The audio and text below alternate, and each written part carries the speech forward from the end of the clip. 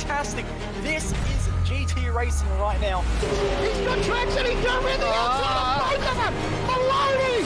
Oh, he's taken Anderson.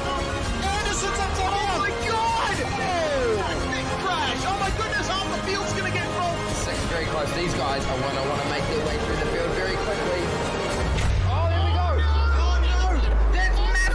This is it! This is over! I can't believe this! Oh my God! God, what?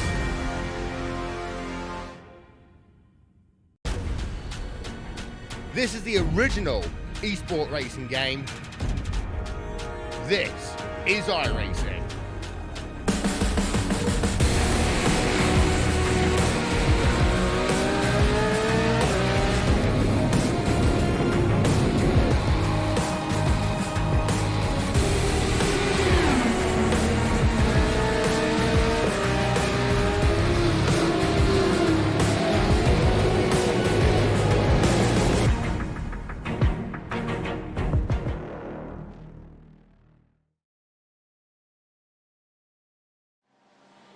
Welcome, one and all, to the iRacing Esports Network. This Wednesday, the 20th of March, 2019. It's a very special day here at the Phillip Island circuit, or a virtual representation of it at the very least. It's the final round of the Alpine Stars Geodesic Racing Sprint Series Australasia.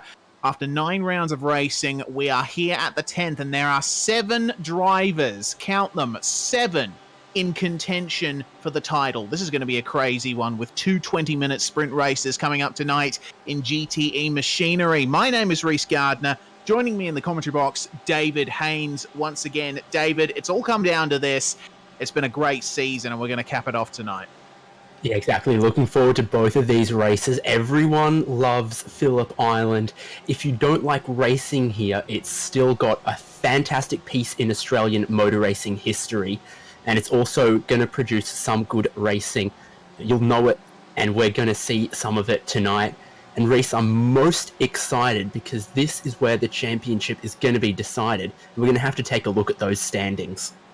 Yeah, we absolutely will. So these are the standings currently, and it's looking really, really close between these top 7 drivers. We have, of course, John Piesnik up there in the lead of the championship, but his rivals are very close. Yeah, exactly. Defending champ Ross Rizzo's in mathematical chance as well, and you can never, ever count him out. Just like last season where it all came down to the final race, and he, somehow dodged all the bullets Matrix style and came through to become champion in the final race. Same thing could happen here, but it's absolutely John Piesnik's to lose as it stands right now. Yeah, absolutely.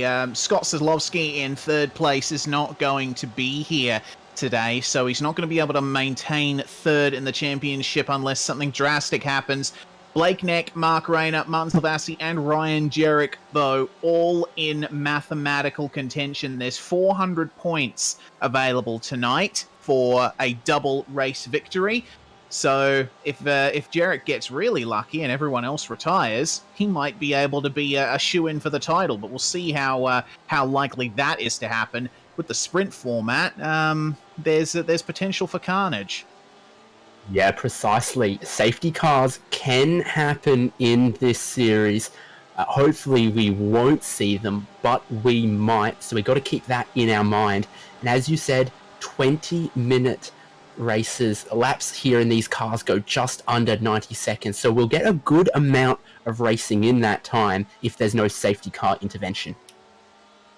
Exactly right. So hopefully we get lots of racing in tonight in Sprint Series Australasia, because after the season we've had, man, this is a round to look forward to. It's time to go through the grid. First place is Reese Gasol. John Piesnik joining him on the front row of the grid. Ross Rizzo and Trent Thomas taking up row 2. So Piesnik and Rizzo right up the front, 2 championship contenders. Dean O'Brien and Mitch Martin on row 3, with Salvassi and Bird taking up row 4. Behind them for row 5, it's Thomas McMillan and Blake Neck. Behind them is going to be Cody Bircher and Tommy Harradine. Then it's Ryan Jerrick in 13th, Justin Strickland in 14th, Adam Briggs is in 15th, alongside his teammate Reese Keane, who has 16th place. In 17th, we've got Corey Ott and TJ Brown joining him on row 9 for full momentum. Daniel Misdale and Mark Rayner behind them. Greg Olson and Aaron Farmer taking up row 11 in the top 24, rounded out by Richard Hunter and David Jellings. 25th place, that's Gary Cousins. 26th is Phil Gadd. 27th, Daniel Cheney, recent signing to FT1 Motorsports there. 28th place, it's David Mulhall. 29th is Matt Hoppets. 30th, Nino Natale. 31st is Alex Court. And 32nd on the grid, Pat Gallo. And rounding out our field here tonight, we got David Farrelly in 34th position on the grid.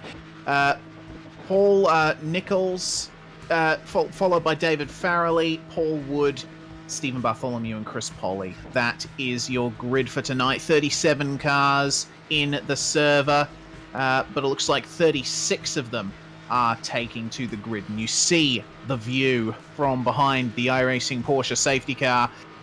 Piesnik and Gasol very striking in their blue liveries on those Porsche 911 RSRs. This is what we've got coming up here at the Phillip Island circuit. A little run over the format here. 2 20-minute races and no fuel restrictions. So this is going to be an out-and-out sprint. Yeah, exactly. No tyres needed, no fuel needed. These guys are just going to have to make up positions on the track with their elbows out. And with a healthy grid like this of just over 35, if you're in the mid-pack there, you're going to have to be looking in your mirrors, in your rear vision cameras, as well as forward out your windscreen. It's going to be pretty hectic. And then we've also got that championship battle that I'm sure our eyes are going to be glued to. Exactly. You just saw the weather details up there, 40-degree track temperature. So it's going to be a bit slippy-slidey out there. The drivers are going to have to be careful around this very high-speed Phillip Island circuit. A lot of high-load corners, and the cars that produce the most downforce are going to shine here, but they do have that very long start-finish straight, which can certainly turn it up. Coming into turn 1, we might see quite a few moves. Especially with how fast the final corner is in 4th or 5th gear. It means the slipstream's very powerful the whole way down the pit straight, and then going into turn 1, you can dive to the inside and make the overtake work there, or try and hold it around the outside of turn 1, which becomes the inside of turn 2, which is a much slower, longer corner. So both ways can absolutely work. And you see their formation flying as they come towards the last corner for Reese Gasol and John Piesnik. Yep, and Gasol is going to be the one leading the field away. He'll be in communication with Piesnik so they can coordinate the start here. Once they go, everyone else can. And that's a good jump there from Gasol, and Piesnik communicated very well, but the drivers are starting to really fan out behind them. Ross Rizzo is safe for now from his teammate Trent Thomas and Dean O'Brien, but Mitch Martin, he's getting a bit... Alexander Bird and Mitch Martin. Contact there. Martin was moving over into Bird. That's what it looked like anyway. Exactly, that's kind of how I'm seeing it. He got pitched straight into that tyre wall. Racing continues right now. There's more dramas behind the fields as they come through Southern Loop, but no one hitting the wall quite as hard as we just saw. Yeah, certainly. That's a real shame there for both of those guys, but it just looks to me, coming down on the run to turn 1, Alexander Bird was right on the curb there. He didn't have anywhere to go, and Martin kept moving to the left. But up in the lead now, Reese Gasol and John Piesnik looking extremely comfortable, and they'll be aware of the context of this. Gasol, his priority number 1 is not just to win, but to help keep his teammate out of trouble as well. Remember, Piesnik is the championship leader. Yep, a win or a second here would put him in very, very good stead for the final race. Come down the hill, there's a move being made there on Blake Neck. I think his Ford has just potentially lost out to Tommy Harradine, but I think 9th and 10th is where both of these guys started. Yes, indeed. Oh, no, and that is Gary Cousins there on his roof. That's a real shame. Rear wheel's still spinning, and we have got a safety car out as we go to a Motum simulation replay. Let's have a look at what happened here. So things are getting pretty feisty in the back. Is that Harradine behind Cousins? No, I think that's another car further back in the field. So exactly what happened to Cousins. Looks like there was contact behind him. He just got sideswiped. Completely innocent there. That was Thomas McMillan, unfortunately, that made that contact. I don't see any intention in that. It was just a bit certainly sloppy not. Coming over the hill, and then the low nose of the Porsche just absolutely picking up the car behind. We're getting a replay at the start. What happened to Mitch Martin? Did he ease across to the left, and that's what caused the problems for him? Hard to tell from that angle. Certainly, now that I look at Alexander it there, Bird. yeah, certainly. Now that I'm looking at it from that angle as opposed to on my end, it seems it's a little more 50-50. We'll take a look from Bird's perspective. So Martin was moving over. It just looks like a little bit of a ricochet, but I mean, I do feel like Martin could have afforded to move a bit over to the right a bit more, personally. Yeah, if he'd given maybe a millimetre more, that wouldn't have been contact there, potentially. But that's the kind of thing that just happens on the first lap of a race, and we've got that safety car out there now. That's going to swallow up quite a bit of the time of this short 20-minute race. The good thing the laps here are a little bit shorter than around some of the other tracks we've visited, like Spa or Mount Panorama. Yeah, certainly. Formation laps at those places take a very long time, and they tend to cut quite a bit out of the race time. Remember, these races aren't distance certain, they are time certain. We are currently coming up to 16 and a half minutes to go in this race, so we're almost a quarter done, and I think we'll be within about 14, maybe 13 minutes to go by the time the safety car comes back in. Yep, safety car still out there for the moment. So quick rundown is that your top 5 order has not changed. It's Gasol from Peasnick, from Rizzo, from Thomas, from O'Brien. But behind there, that's where a lot more of the reshuffling has happened. Cody Bircher finds himself in 7th place now, up 4 spots for him. Same with Tommy Harradine. So those guys have benefited from some of the chaos out there and been rather opportune with it. Thomas McMillan is coming into the pit lane now, I assume not for fuel, but just to fix up some damage. That elevates some other cars some further spots, like Strickland is up 4 spots, Corey Ott is up 5. Yes, indeed. So a few gainers in this field so far as they come around to start lap 3. And we are now down past 16 minutes to go in this one, so it's going to be a very short sprint to the end. But Gasol and Peasnick, we could see in those first couple of laps that they had done everything right so far. Gasol just towing Peasnick along and Peasnick maintaining that gap to Rizzo. That's what's important here. Yeah, Peasnick doesn't need to win by a huge margin in this race. If he finishes race 1 ahead of Ross Rizzo, that puts him in a good spot for race 2 to seal the championship. Peasnick's your points leader, so he doesn't need to do anything crazy. He just needs to finish ahead of Rizzo on track, and he can be assured of victory doing that. He can get away with finishing maybe a couple positions behind Rizzo, but he doesn't want to get in that mess deeper in the pack. He'd probably be very happy with 2nd position in this race if he could do it.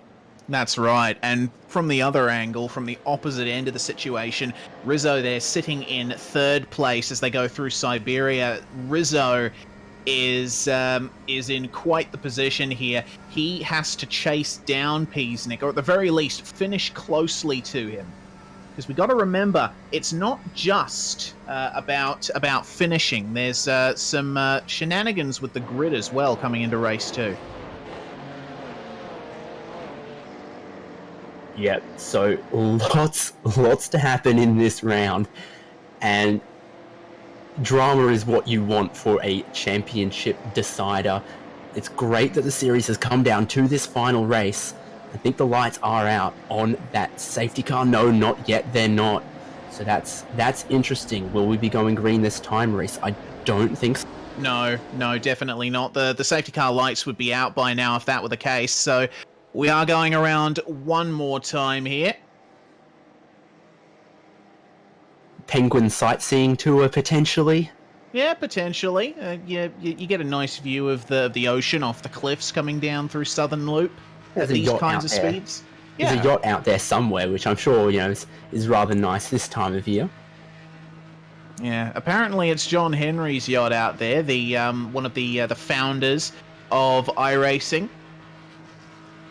You might be able to see a couple iRacing staff members on that yacht as the lights go out on the safety car, so we will be going green next time by. That's good news because, well, we've had plenty of time to talk about the championship now. Racing is what we came here to see, what we came here to broadcast, and what we're eagerly looking forward to. So behind the pace car for Gasol was 2 minutes 48 last time by. It's now 13 minutes left on the clock. We'll be looking at very close to just 10 minutes to go when that pace car peels in. Yeah, we'll see. This is the exact reason why the drivers who want to gain positions in the field, they don't necessarily want that. I mean, the people like Piesnik up at the front, this is fine for them because it's just time ticking away that they don't have to spend defending from the likes of Rizzo behind them. But for drivers like Rizzo, you want to get racing again as soon as possible. You want to make the most of the time you have and try and put a move on your rival. And we've always felt like it's the longer runs on the tyres, on the fuel tanks, that benefits Trick Sim Sport, that benefits a driver like Ross Rizzo, not necessarily one lap pace. So if they went green the whole 20 minutes, maybe towards the end Rizzo would feel a little bit stronger. But Gasol, Piesnik, both obviously very quick on one lap pace to have locked out the front row. The fact that we're only going to have 10 minutes left and we basically only had one and a half laps of racing at the start does not necessarily favour third place defending champion. No, certainly doesn't. But Rizzo has had a very good run in this series from when it was founded a couple of years ago, running GT3 machinery, and he managed to win 3 titles on the trot due to the misfortune of people like Piesnik. Remember, Piesnik was in contention for the title last season and had very unfortunate luck in the end of it. But the safety car is going to pull in on this lap, and it's going to be a repeat of the original race start, but single file, Gasol leading them away. So let's have a look at when they go. Possibly sometime through the last turn. Yeah, just coming up to the apex. There goes Gasol, and he's kind of left Piesnik behind initially. That's not going to be too good as the green flag flies, but Piesnik and Gasol, they'll know what to do from here. Birch is having a go at Silvassi. He's in the blue and yellow Porsche. He's going to try and go around the outside of turn 1. Nice. Very good jump from him. That gives him the inside for the next one. That's just about job done. And someone else is trying to come through there. Tommy Harradine also just taking the opportunity of Silvassi being hung out wide through the long sweeping corner. Yes, indeed, and a little bit of trouble for Adam Briggs on the exit of Southern Loop, and Ryan Jerrick and Reese Keane battling behind them as well. Here's some moves potentially going into turn 1. Oh my goodness. Slight technical issues there can make things a little awkward between these guys, but they're continuing to snake their way around this circuit. Silvassi and Harradine very close at the moment as Trent Thomas and Dean O'Brien battle just up ahead. Yeah, Dean O'Brien's trying to make his way through. He's reappeared now and not going to do anything about that this time. But we're looking right now at Blake Neck because he's at 9th place, right in the middle of this mid-pack battle. Behind him, Justin Strickland is up 4 spots from the start. Behind that, Corey Ott is up 6. So he's got some hard charges right behind him. Blake Neck is going to have to worry. Here's, I think, Briggs and Ott side by side through the last corner. This is not one of the places you want to go side by side around this circuit. Can Briggs hold it around the outside?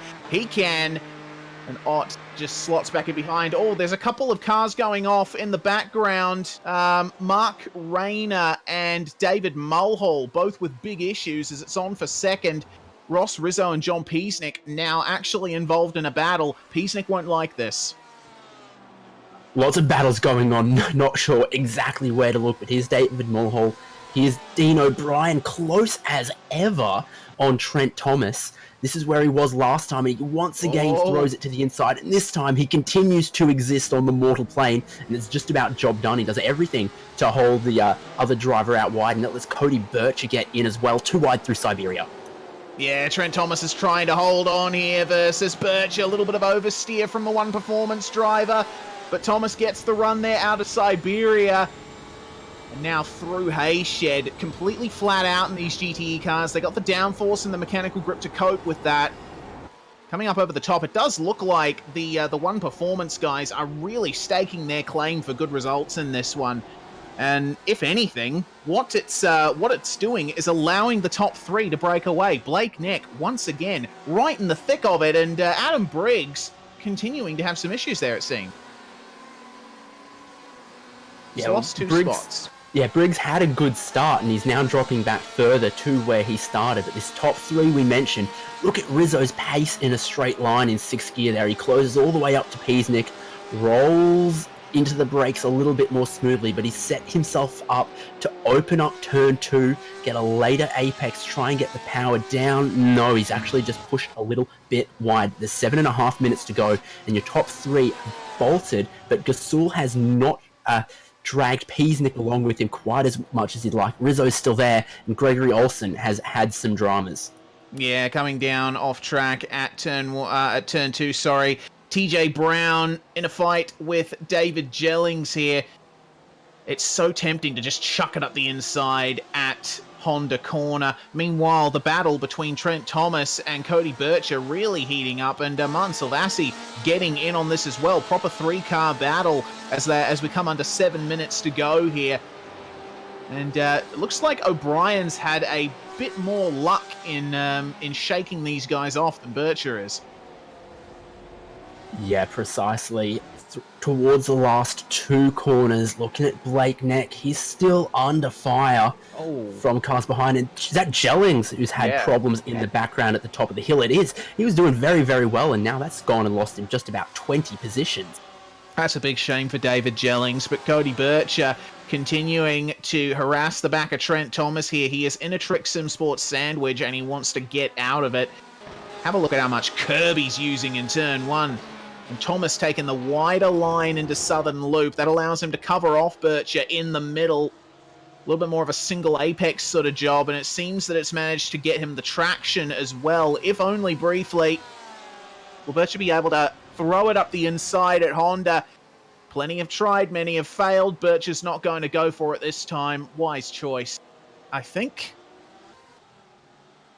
Yeah, so up at the top 3, it's less than a second to cover them as Rizzo gets a little bit of a poor run through Siberia. He was right there with Peasnick. I can't help but feeling maybe slightly lower downforce for Rizzo, or just the slipstream being very powerful. But here is Dean O'Brien under attack now from Trent Thomas, who's come back. Where is O'Brien? Have they made contact? I think that's just clean, but O'Brien is off the circuit.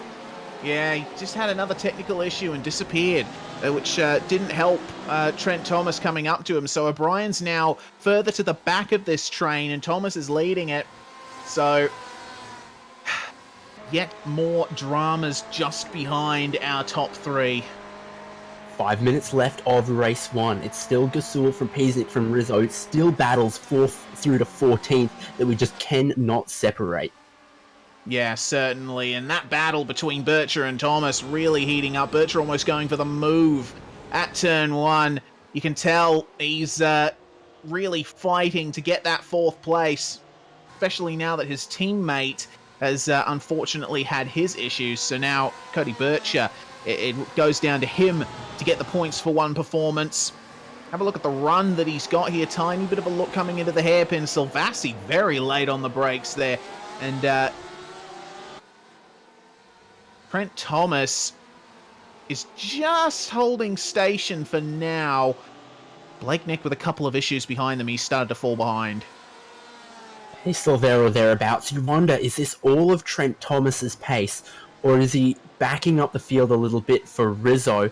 Alexander Bird there having some problems. Yes, indeed. Bird's had a difficult recovery drive since his incident on lap 1. He's just trying to make his way back up through the field, but not having the easiest time of it. So Trent Thomas now with a reasonable gap back to Cody Bircher, you can see on screen at the moment. And Bircher starting to come under pressure from Silvassi as well. Yep, 3 cars, 4th, 5th, and 6th made a little bit of a breakaway. Blake Neck behind is still within touching distance, but he's not quite there. What he's got behind him is Dean O'Brien and Tommy Harradine. That's what Blake Neck is looking at behind him. He's got 2 angry Porsches. Yeah, that's exactly right. We take a look once again at the top 3 battle. Rizzo's just staying with Peasnick for now, and this is something that I've mentioned many times during the season. If you're going to make a move on a rival, you don't want to make it too early. As we take a look at Adam Briggs making a move on Aaron Farmer there, and oh, goodness me, Farmer just went straight off. What on earth is going on there? We saw issues for him similar to that in the previous round, I do believe. Some technical problems. I can't remember exactly what it was. Might have been something to do with his wheel or VR. He did tell us, and it's not the first time we've seen just a weird accident like that for Aaron Farmer, which is very unfortunate because he was having a great battle up there and mixing it for a top 10. Yeah, real shame, but once again, the top 3 is where it's at the moment. These guys have broken away well and truly. The top 3 actually with nearly a 5-second gap on the rest of the field at the moment. So these guys are having a great time up the front, and Rizzo is closer to Peasnick than he's ever been. Yeah, he had a great run down the front stretch, reaching a top speed nearly 280 kilometers an hour. We saw on board, he was just banging it against the rev limiter in 6th gear. High speeds around here. Now he's right behind Peasnick, and Gasol is scampered 8/10 away. He's still there, but he's not playing the team game, and he hasn't given the spot up to Peasnick. This is going to be very interesting. Yeah, certainly is. I mean, if you want to go for the team orders angle, you would want Gasol to finish behind Peasnick so he'd get maximum points, but that doesn't seem to be the way that the JP guys are operating in this one. Fair enough to them, but Peasnick under quite a bit of pressure from Ross Rizzo now. It's going to be white flag this time by, as we have under a minute to go in the race, and that is a problem for Corey Art. Oh dear, that's at Lukey Heights and MG, so it's a fairly popular place for drivers to have incidents. It's a very difficult corner, very blind, high speeds, but look how close Rizzo is. Talking about high speeds, it's now, as I said, 8/10 Gasol back to Peasnick. Peasnick's not getting as much slipstream off his teammate as he was before, makes him a little more vulnerable in a straight line. It lets Rizzo close up, and Rizzo gets a great exit off Southern Loop. He's right there. This is another high-speed section, 5th, 6th gear towards Honda Corner. Yeah, this is where Rizzo has to make the move, but he's not able to throw it up the inside. Trying to get the over-under done. Will Peasnick have the traction? Yes, he will. There's only a couple more opportunities for Rizzo to pull a move, and that's at MG. So if he can set up his run through Hayshed and Lukey Heights well, he'll be able to get it done, but Peasnick is a very staunch defender. Adam Briggs going off in the background, and Peasnick covering the middle of the road.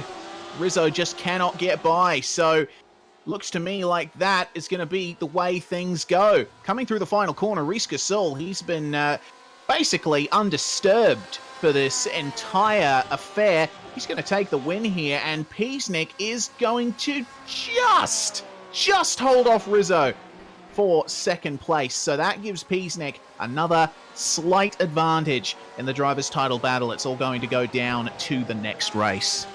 Yeah, Peasnick had him covered off in Honda, had him covered off in MG. Nothing Rizzo could do about that. More cars coming across the finish line. Corey Ott dropping down another spot behind TJ Brown. Another little battle coming out of the final corner is Paul Nichols and Gregory Olsen, but that's going to stay in order. None of these guys are going to run out of fuel. We had a nice long safety car in this race. And that's just about your whole field coming across. Take the checkered flag on race 1 of 2 tonight. Yes, indeed. Reese Gasol celebrating in the cockpit there as he comes through Honda corner on the rundown lap. These are the unofficial results. Gasol, Peacenik and Rizzo, your top three. Thomas was able to hold on to fourth place from Cody Bircher, and Martin Silvassi, he almost got Bircher, but not quite. Blake Neck and Dean O'Brien rounding out the top 8. Ninth place is Justin Strickland. He gained 5 spots in that race. 10th place is Ryan Jerrick. 11th, Reese Keane. 12th is Tommy Harradine. 13th, Daniel Misdale. 14th, TJ Brown. 15th, Corey Ott. And 16th is Richard Hunter. Mark Rayner comes home in 17th. Phil Gadd making up 8 positions there. 26th to 18th. Pat Gallo up to 19th. And Nino Natale makes it the top 20. Alex Court and David Mulhall behind them with Adam Briggs and Alexander Bird rounding out the top 24. 25th place, that's Paul Nichols. 26th, Gregory Olson. We saw that battle coming across the finish line. 27th goes to Stephen Bartholomew. Then 28th is David Jellings. 29th, David Farrelly. 30th, Daniel Cheney. And then sometime down, Matt Hoppitz. And 32nd, Paul Wood. Thomas McMillan classified in 33rd place after getting a penalty for his contact earlier. Aaron Farmer in 34th, Gary Cousins and Mitch Martin, both very unfortunate runs for those guys. Chris Polly not taken to the start. And that concludes race 1 of the night. We do still have one more to go. 20 minutes more of racing in the Alpine Stars Geodesic Racing Sprint Series Australasia. Don't go away. It's coming up.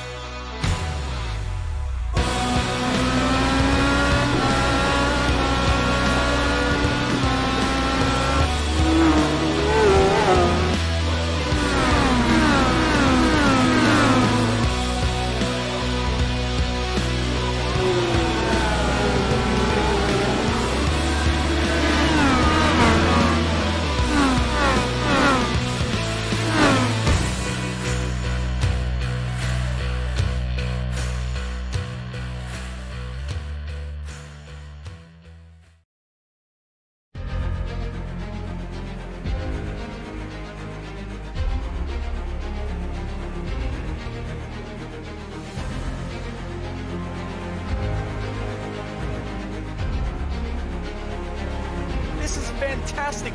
This is GT racing right now. He's got traction, he's got everything outside of both of them! Maloney! Oh, he's taken Anderson! Anderson's up top! Oh my god! Oh, big crash! Oh my goodness, half the field's gonna get rolled. Second very close. These guys I want to make their way through the field very quickly. Oh, there we go. Oh no! That's massive. This is it. This is over. I can't believe this. Oh my god. God, what?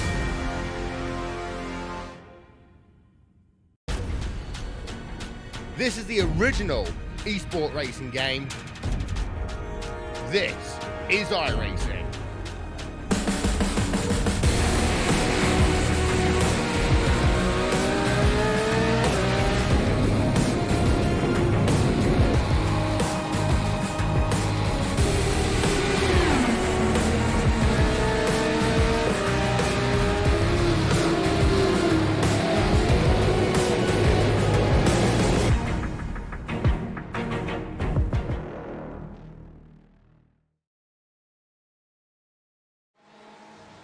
Here on the iRacing Esports Network, it has been an incredible season in the Alpine Stars Geodesic Racing Sprint Series Australasia. Now we come down to the absolute final word on who is going to take this championship. After last race's results, it was John Peasnick and Ross Rizzo in second and third, with Reece Gasol taking victory. But Peasnick and Rizzo are now the basically the two contenders left for the driver's title. They are going to have to do a very good job in this one to maintain any hope of taking it.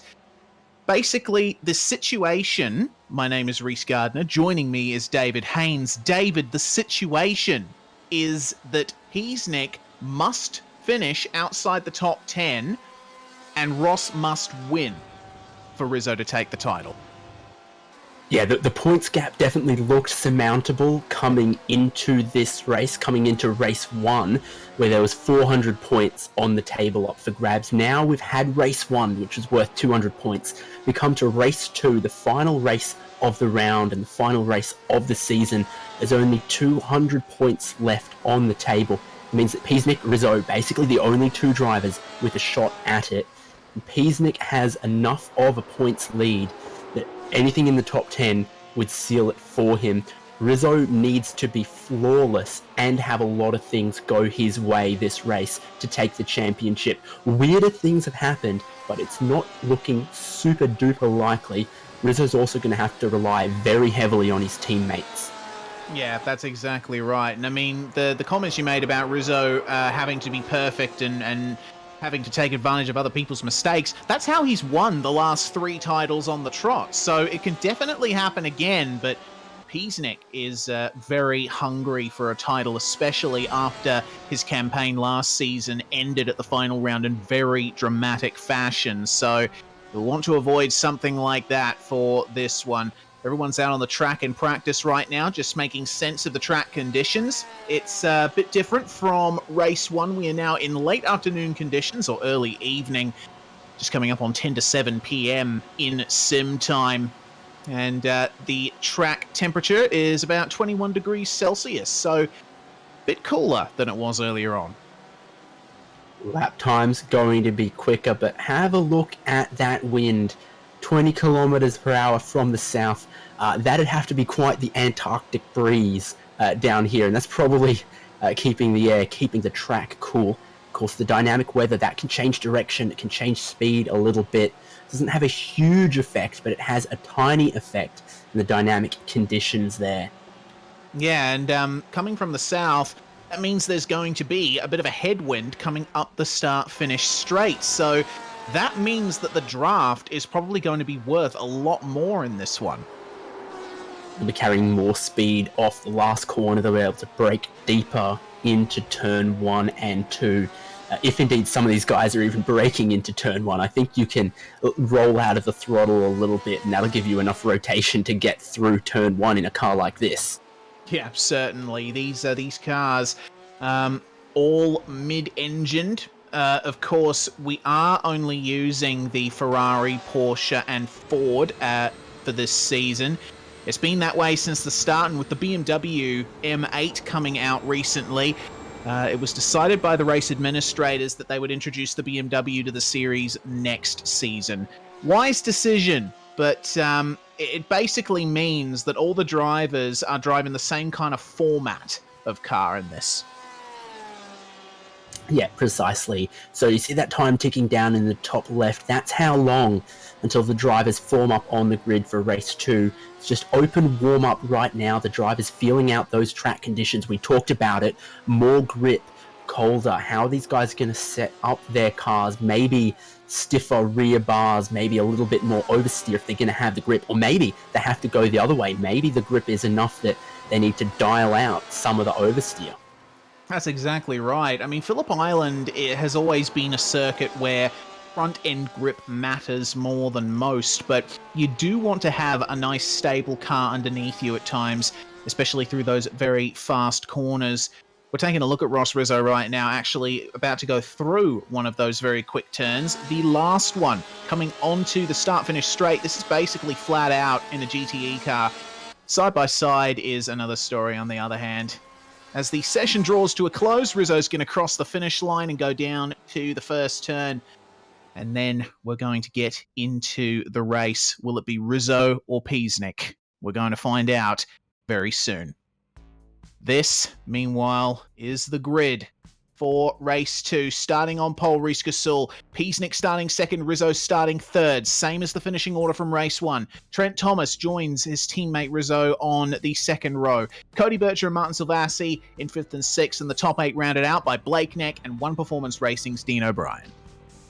9th place on the grid. I'm pretty sure that's going to be Justin Strickland. Yes, it is. And alongside him will be Ryan Jerrick. Reese Keane has 11th. 12th place is Tommy Harradine. 13th, Daniel Misdale. 14th, TJ Brown. Corey Ott is down in 15th. And 16th is Richard Hunter. Guys who had a tough run in race 1. The grid's not going to help them in race 2. Certainly not. Mark Rayner, another one of those guys, starting in 17th. Phil Gadd and Pat Gallo, as well as Nino Natali as well. And Alex Court, David Mulhall, and Adam Briggs, plus Alexander Bird. Those two guys down at the bottom of your screen there, they are going to want to try and recover as much as they can in this one. They should have finished a lot higher in race 1. Yeah, as the pace car, the safety car, pulls away to lead them around a full lap of Phillip Island here. We look further down the grid because 25th is Paul Nichols, 26th is Gregory Olson, 27th Stephen Bartholomew, 28th is David Jellings.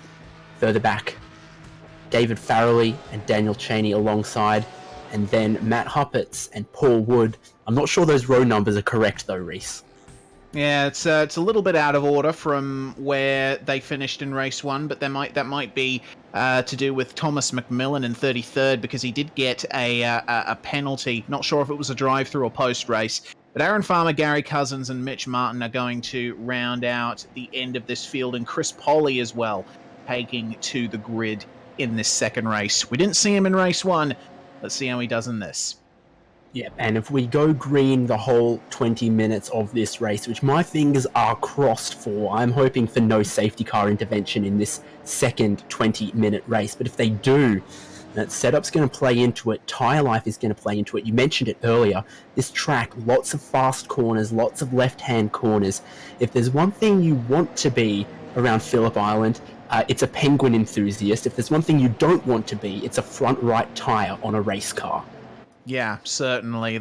Truer words have rarely been spoken about this place. And the view back from this Porsche of John Peasnick is one that he is going to be staring at, I think, for the majority of this one, because he has got Ross Rizzo right behind him, looking to take advantage of any mistake that he makes. And this circuit is a track that does not punish mistakes very easily. Yep, so if you're Peasnick, you need to just keep it clean, just bring it to the checkered flag in the top 10.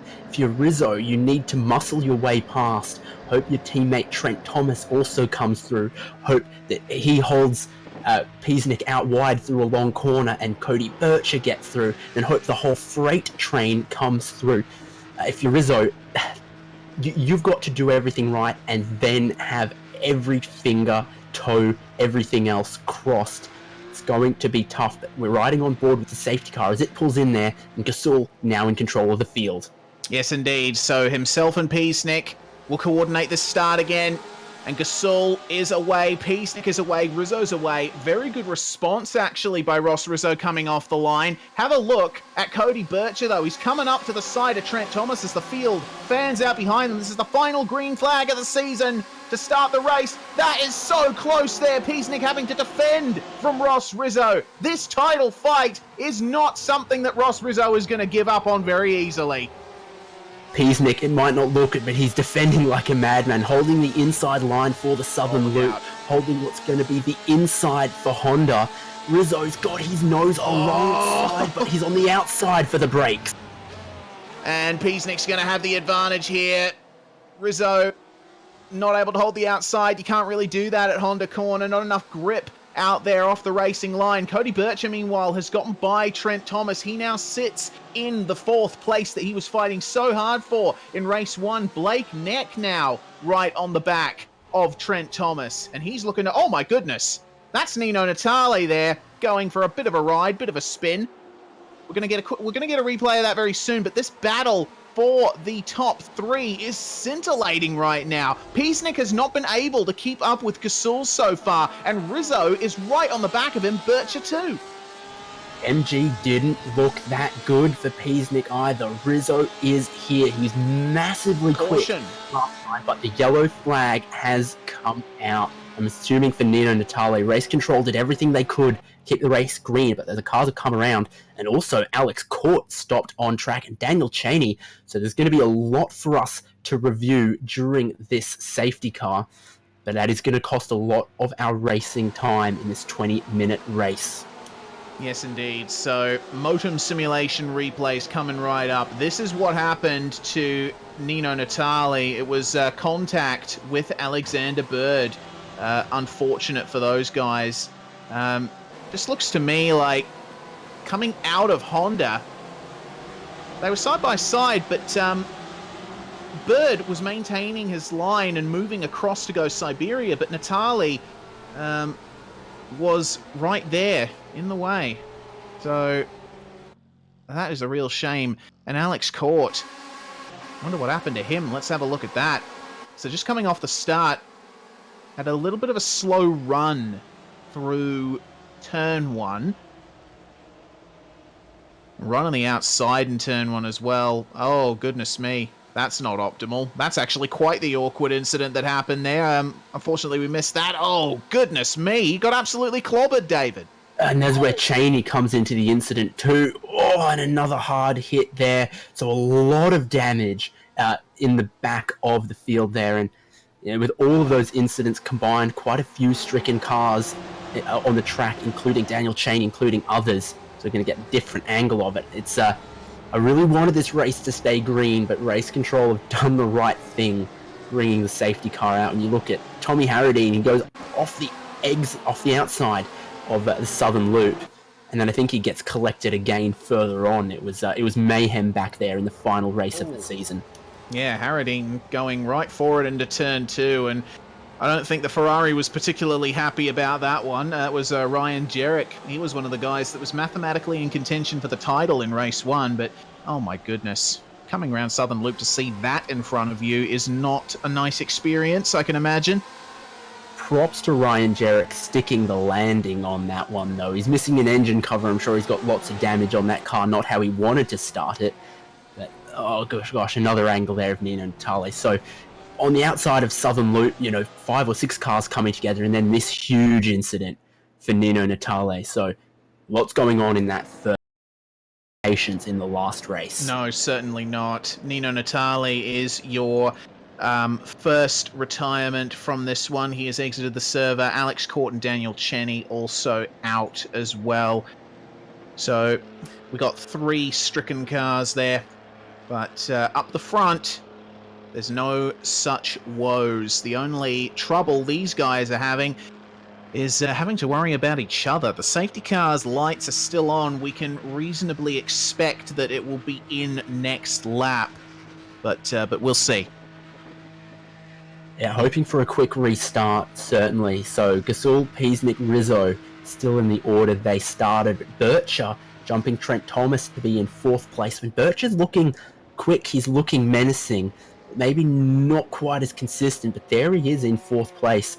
And obviously, quick when it suits him, when the balance of the car suits him, and when it all comes together.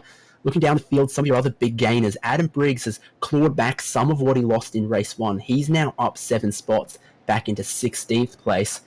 Thomas McMillan obviously started very deep in the field. He's now up into 23rd. That's up 10 spots. So the one lap of green flag racing that we had, we did still get a bit of a shuffle around in the field. Not so much in your top 10, but behind that, obviously, it all kicked off. Yes, indeed. And Thomas McMillan, who we were just focusing on briefly there, he has made up a fair amount of positions too, up 10 to 23rd place. So this top 4 is certainly one to watch. A 1-2 for the JP guys to close off the season would be absolutely fantastic. But as you saw, you've got Ross Rizzo in a rare attack mode and Cody Bircher in a fairly regular attack mode that we see from him. So Gasol leading the field, and you mentioned it's a good race for JPR Racing, but last race, Trick Sim Sports did seal up the team's championship, so it's only the drivers' championship we're worrying about now, because Trick, your team champions, but John Peasnick is in the box seat as they go racing to potentially become your 2019 Alpine Stars Geodesic Racing Sprint Series Australasia champion. Yep, we'll see what happens here. Good start from the JPR guys, but have a look at Cody Bircher right on the back of Ross Rizzo. That's a fair draft down the front straight that Bircher's going into. And through turn 1, he continues to maintain the pressure. Oh, goodness me, that's Adam Briggs at a standstill on the run-up. That's a very weird place for a car to stop. Yeah, he started 16th place, so well in the pack. I'm not sure what issue he's had. Still green, still racing. We're watching this battle behind. I think that would be Mark Rayner, potentially, would it? This is around 12th, 13th, or Justin Strickland in 9th. So the pack from 10th on down, fighting ferociously. Reese Keane now alongside Corey Ott, trying to go around the outside of Siberia. Ott runs very wide, keeps his foot in it though. Yeah, and that's one thing that you can do on the exit of Siberia, depending on the car. Just keep the right foot in, and away you go. And that's some flashing lights behind Corey Ott there in 13th place. That's TJ Brown as our leaders go through MG. And this battle here, Martin Silvassi and Blake Neck along with Trent Thomas, these guys have not been able to leave each other alone either. That's another move as well. Alexander Bird in big trouble down there with the likes of David Jellings. Bird's actually been given a penalty for the contact with Nino Natali, and he's quickly trying to make good of that. Interesting to see that Peasnick is actually closer to Gasol than he was before. Yeah, but here's Rizzo right behind Peasnick. It's 2 tenths, and this is one of the fastest sections of the track. Rizzo can't do anything to surprise him, or can he? Rizzo tries to throw it to the inside, just wasn't quite close enough. It succeeded. Peasnick went wide in Honda. So now they're going side by side through Siberia. Can Rizzo hold on around the outside? He's going to give it a red-hot go. Almost a little bit of contact between the two. They don't want to take each other out here.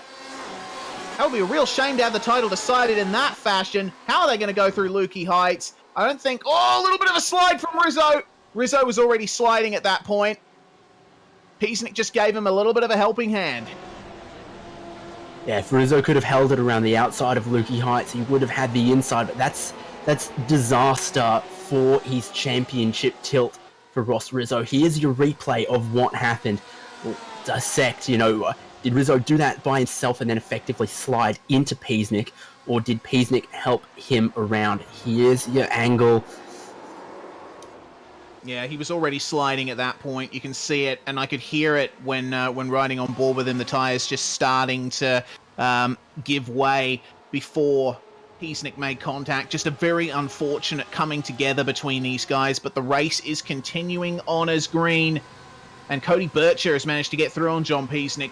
For Piesnik now, the pressure is off. He does not have to defend as hard anymore. He doesn't have to finish right up the top in order to seal the deal.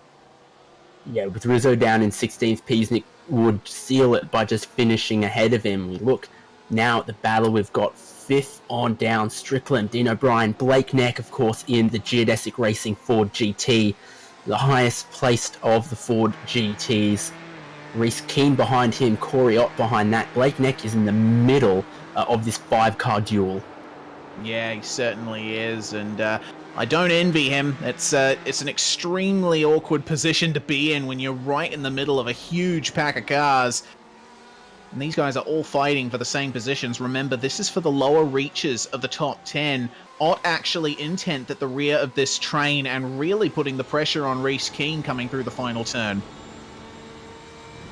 Yep, on board with Ott, and we see now in 6th gear, look at those revs rising up to 9,000 in 6th gear. It's about 280 kilometers an hour once he has all the lights illuminated. But in front of that, I think Dean O'Brien has gotten through on Strickland. Yeah, definitely seems that way, and well done as well. He's managed to make his way up into 6th. It's a good recovery so far from Dean O'Brien. Remember, he had problems in race 1 that put him down. That's Gregory Olsen going off the track. We'll get a quick play of that. It was an incident between Olsen and, get this, Rizzo. Let's see what happened. So obviously Rizzo was down towards 16th place with some positions to make up.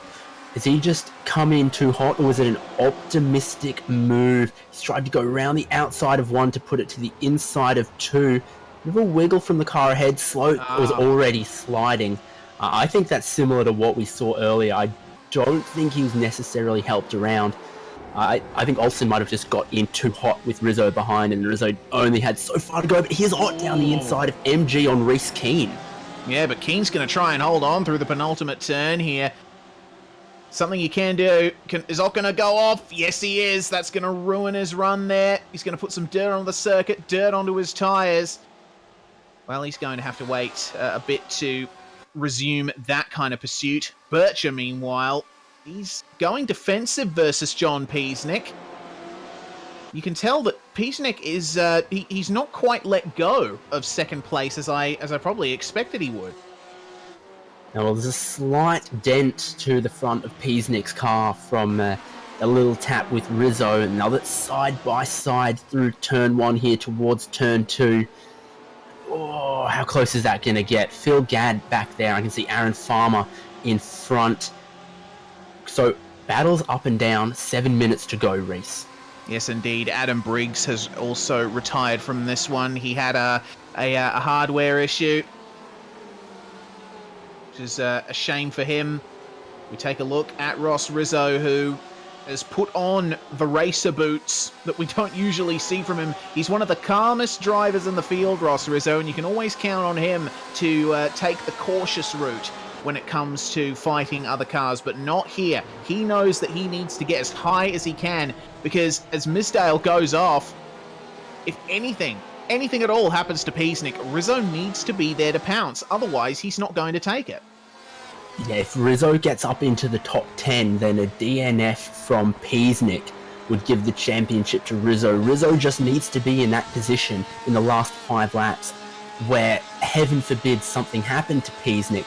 Rizzo would kick himself if he'd given up. That's exactly it. Never give up is the moral of the story here. Meanwhile, this battle for the lower reaches of the top 10, none of these guys are leaving anything on the table. Look at Corey Ott trying to lunge around the outside of Southern Loop. Unfortunately, that's not quite going to work in the mid-phase of the corner, but on the exit, he got an amazing run.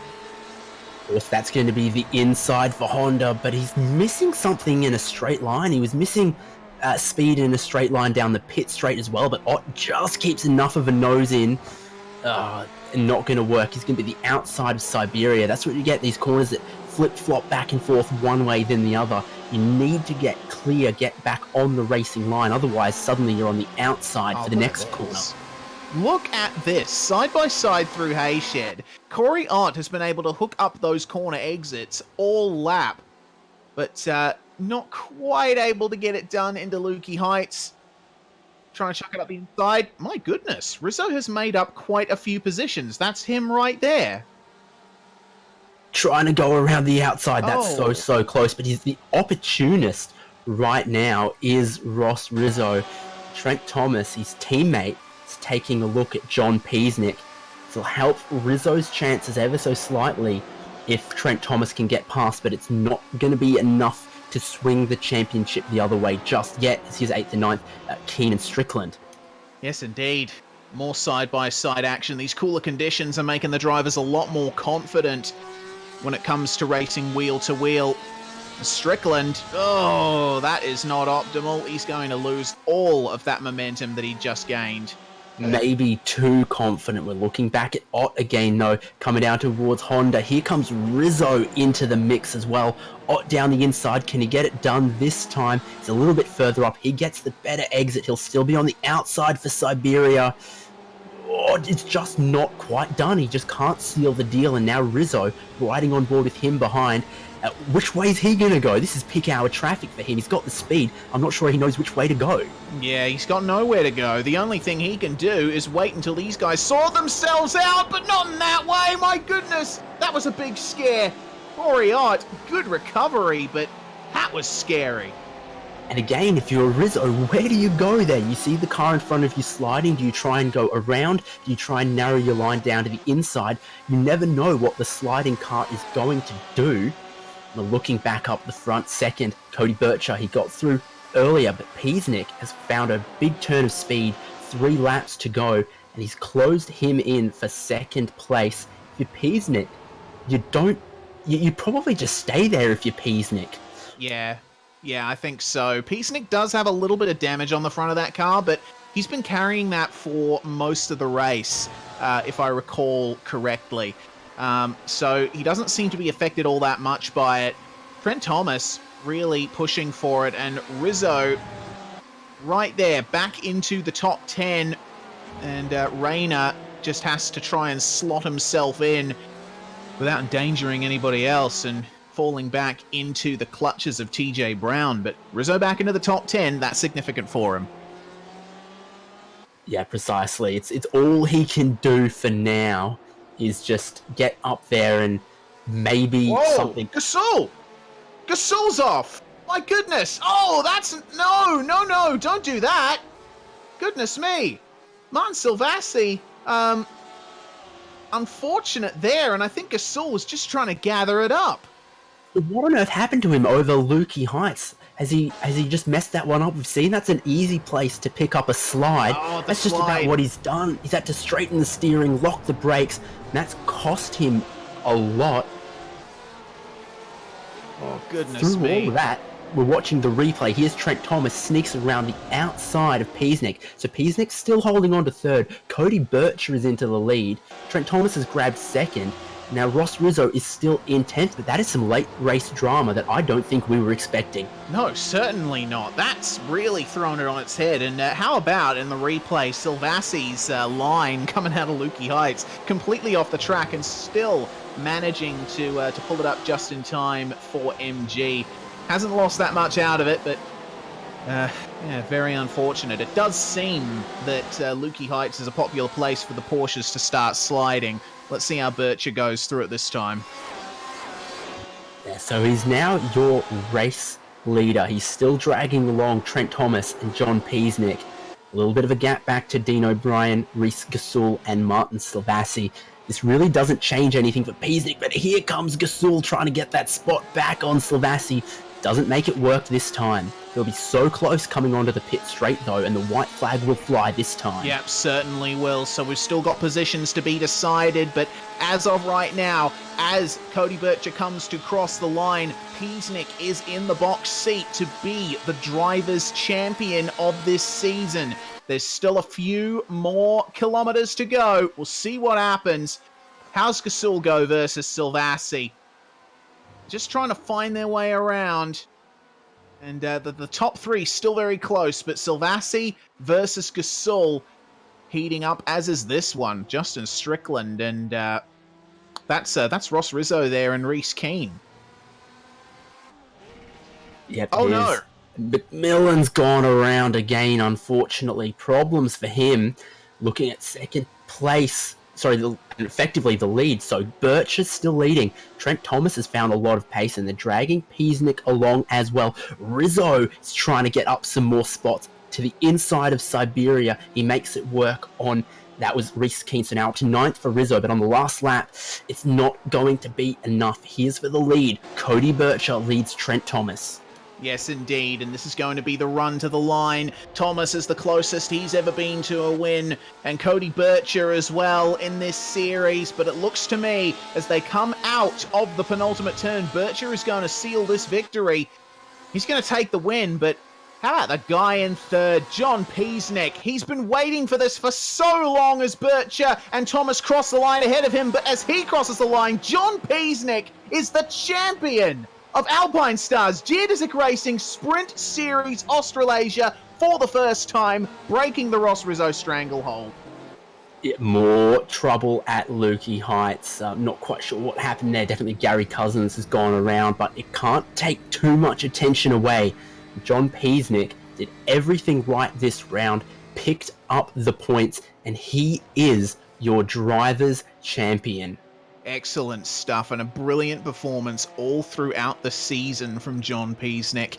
And a brilliant performance from many a driver throughout this season. Formation flying with himself and his teammate Reese Gasol and other drivers following in their stead as a mark of respect. That is fantastic to see. Piesnik's going to be the happiest guy on the planet right now. Yeah, he's been out and around this championship since its beginning. Had some wins before, been in the hunt for the title, but now picks up his first Drivers' Championship and takes away Ross Rizzo's undefeated streak. Here's your results from this race, though. Your winner, Cody Bircher, by less than 2/10 over Trent Thomas. John Piesnik in third, doing everything he needed to do. Fourth place, Dean O'Brien. That's up 4 spots from where he started this race, so he had a good one. 5th place, Martin Stilvassi. 6th, Reese Gasol. Couldn't hold on to the win. 7th is Blake Neck, and 8th is Justin Strickland. In 9th, we had Ross Rizzo. Very unfortunate for him, but that's the way things go sometimes. Unfortunately, luck was not on Rizzo's side this time. Reese Keane rounding out the top 10. Mark Rayner and TJ Brown following him. Corey Ott making it home in lucky 13th. Richard Hunter, Daniel Misdale, and David Jellings round out the top 16. So 17th place then is Aaron Farmer. 18th is Mitch Martin. 19th, Thomas McMillan. 20th is Matt Hoppitz. 21st is Pat Gallo. 22nd, David Farrelly. 23rd, Ryan Jerrick. And 24th place is Paul Wood. In 25th, we've got Chris Polly, made his way up from dead last on the grid to finish in at the top 25. Good stuff. Gary Cousins comes home in 26th. Stephen Bartholomew in 27th. Alexander Bird, his rotten luck at this round just continued. That's not the way he'll want to finish this season. He'll have to bounce back next time. Gregory Olson in 29th. David Mulhall and Daniel Cheney behind him. First car a lap down. And Alex Court in 32nd.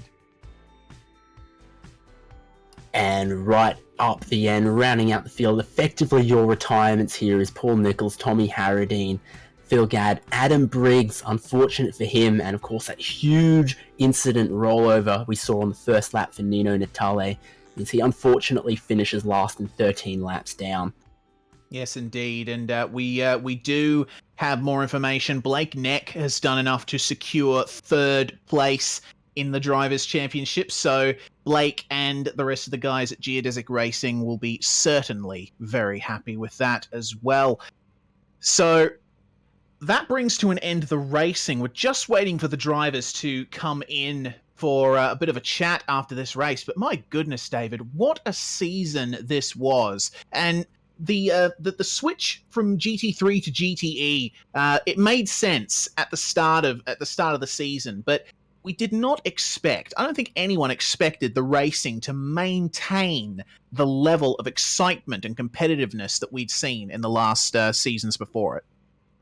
Yeah, exactly. You wouldn't have been crazy for thinking that the switch from one type of machinery to the other would shake up the series a little bit, maybe change the dynamic, but really, that's not true at all. It's still Trick Sim Sports, it's still John Peasnick up there, and it's still great, close racing. We do have some of those drivers to talk to now, Reese. Yes, and the first we are going to go to is our drivers' champion. As of right now, Mr. John Peasnick, you came home in third in the end, but you did enough to take the title. You must be absolutely ecstatic. Yeah, thank you guys. To be honest, yes, I am very happy with that one. Just glad to get it over and done with. A little bit too nervous and didn't want to take too many risks. And after the silly Bathurst debacle again last week, this was a good little way to finish it off. So yeah, very happy with that one, mate. It's something that you've been threatening to do for quite some time, but luck in your schedule has never quite gone your way. So it must be a great feeling to finally get this done after a couple of seasons of trying.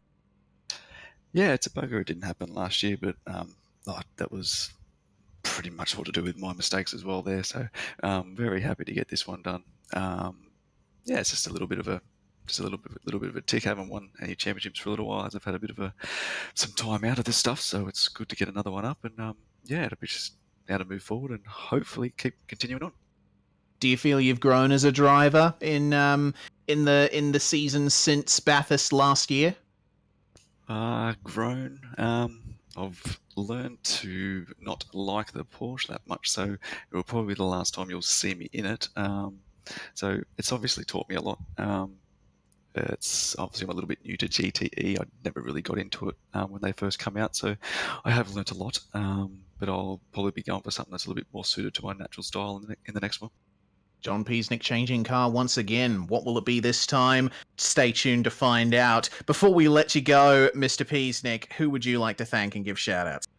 Just a shout out to Reese, obviously, for helping me out and helping me get the speed this week because he was much quicker than me this weekend. So just thanks to him for the whole season, and yeah.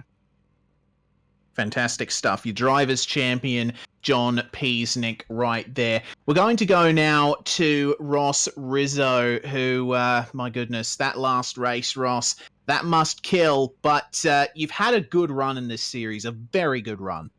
Oh, absolutely.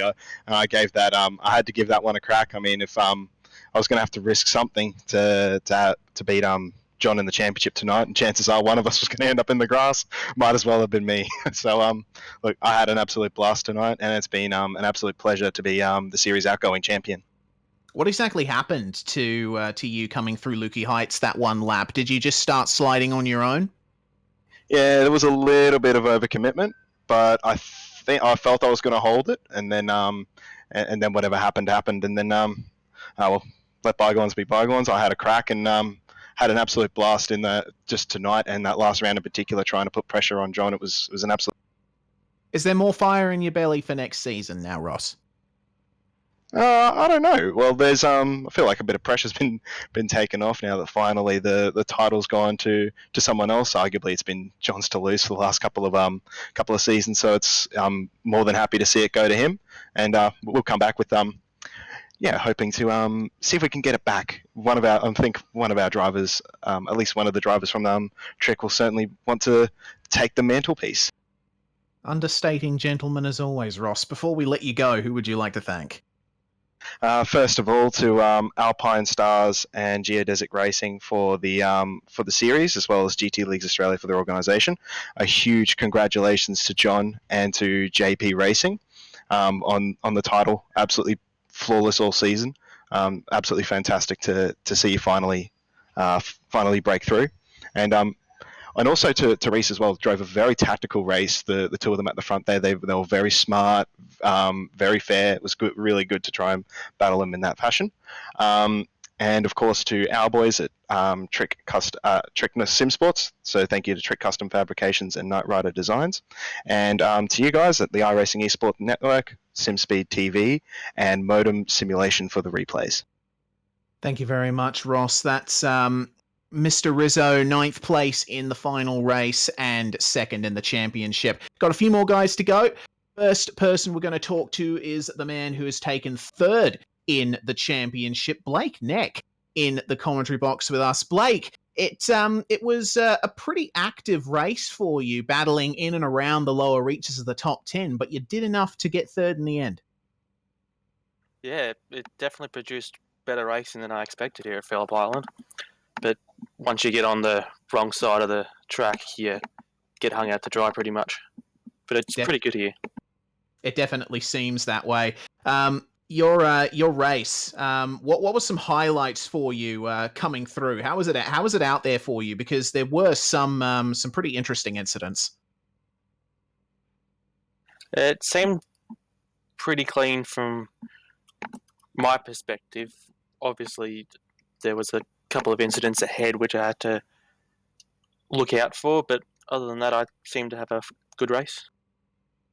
Well, with this season's performance, Blake, you and Geodesic Racing must be incredibly happy with that performance. What can we expect next season? Will you be sticking with the Ford, going to a different car, more of your teammates joining?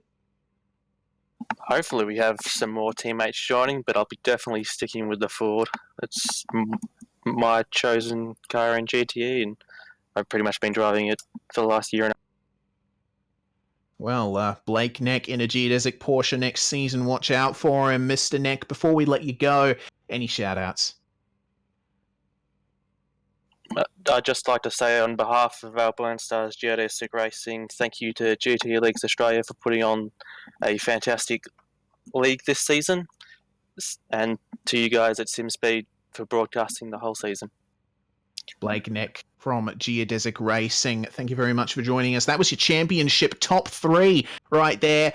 Now we're going to go to the top 2 in this final race. First, we'll speak to Cody Bircher. Cody, you're on the top step. Yeah, it was coming into the round. I didn't really do as much practice as I would have liked, but I was pretty surprised.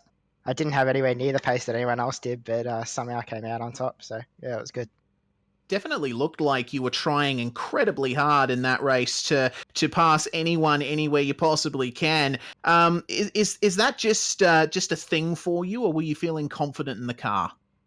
I wouldn't say I was confident in the car, but I saw the opportunities and a couple of people making mistakes here and there, so I thought I'd give it a go, and it ended up I ended up pulling it off. So yeah, it was pretty good. It was a difficult one-for-one performance racing. I mean, your results don't really say it, but Dean O'Brien had quite a few run-ins with his hardware, unfortunately. So you guys are definitely showing a ton of potential, and with your recent successes in the Porsches and the like, what does next season of Sprint Series Australasia look like for One Performance? Well, after our strong form at the end of the season, it's looking really good at the moment. But obviously, we'd like to take another step up and hopefully have more pace than we did today, and be a bit make it a bit easier to challenge at the front. But yeah, the whole team have done a fantastic job in everything they've raced in the last couple of seasons. But yeah, I'm looking forward to the next season. Awesome stuff. Before we let you go, Cody, who would you like to thank from your top step of the podium? Euros, Knight Rider Designs, and just One Performance Racing. They all did a fantastic job, and it's great with their support.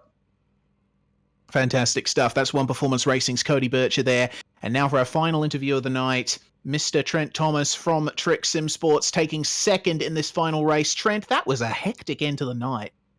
Oh yeah, it was. I enjoyed every minute of it too. My hands are still kind of shaking a little bit afterwards, but after a bad run of pretty poor results due to driver errors and other incidents, it was good to sort of get that monkey off my back and finally get a good result.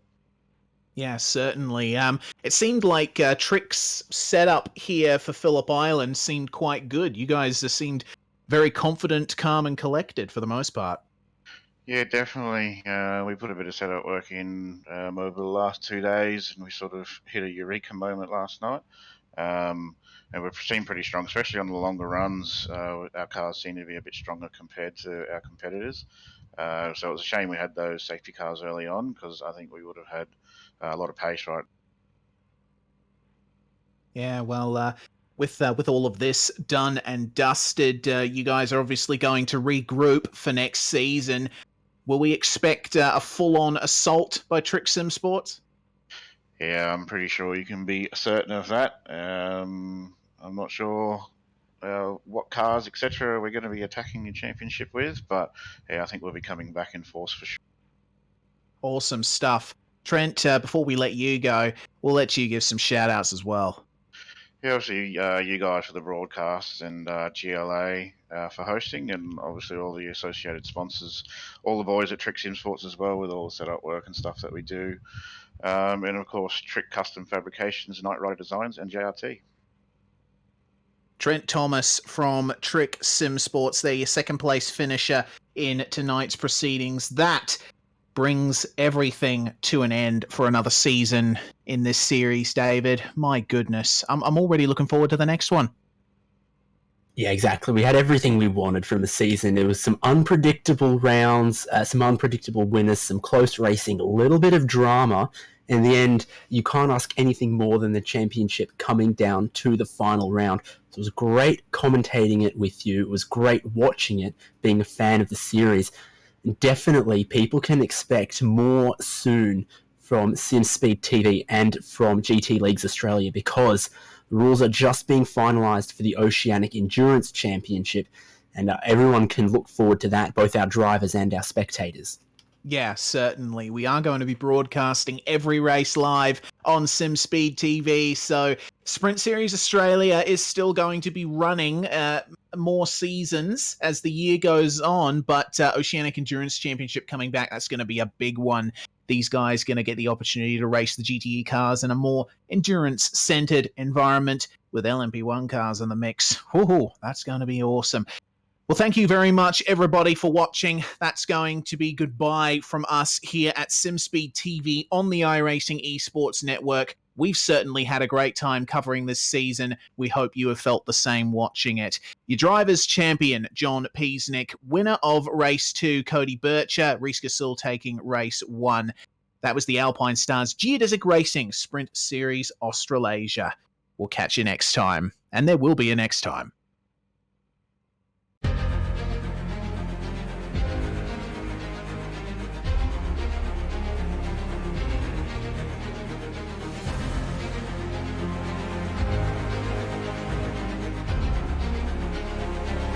This is fantastic. This is GT racing right now. He's got traction. He's got rid of the outside of both of them. Maloney. Oh, he's taking Anderson. Anderson's up top. Oh my God. Oh, big crash. Oh my goodness. Half the field's going to get involved. Second very close. These guys are want to make their way through the field very quickly. Oh, here we go. Oh, no. That's massive. This is it. This is over. I can't believe this. Oh, my God. God.